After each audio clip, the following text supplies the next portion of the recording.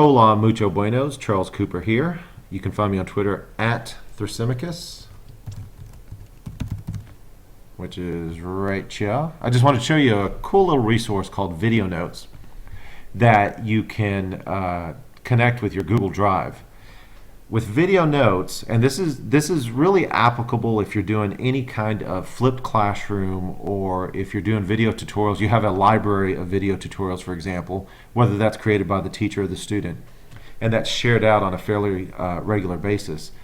What you do is create your video tutorial, upload it to YouTube like you normally would, and then import it over here in this open area, in this field.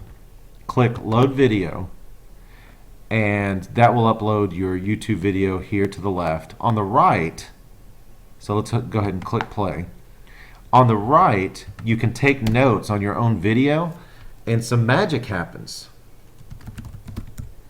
Let's see, there's a standard-based bulletin board. Notice that when I start entering notes, a timestamp is placed next to the notes. If you have a mathematical formula that is 10 steps or something that's fairly confusing for your students to follow, a really long timeline, mathematical formula, really involved elements of a story, that kind of stuff, you can play your video tutorial here or a movie or whatever. Look at that ugly face.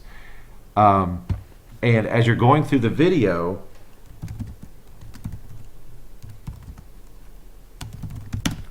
you can write notes that are going to add as indicators, or that are going to be used as indicators for your students on where your video kind of gets spliced up between the various elements that you want to introduce to them. And so it's not simply a timestamp. If I go back and I click standard-based bulletin board, it takes me to that point in the video. So now I know in the flipped classroom you want to keep your videos anywhere from 3 to 5 or 6 minutes.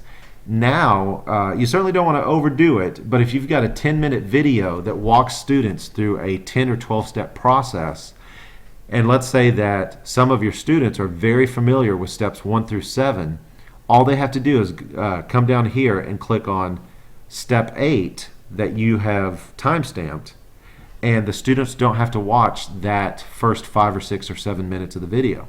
So it splices it up, it becomes immediately consumable, and you're completely differentiating for every one of the students in your class because they choose which part of the video to jump to. I hope your mind is blown, because mine is. This is a really cool resource. Talk to you later. Thank you.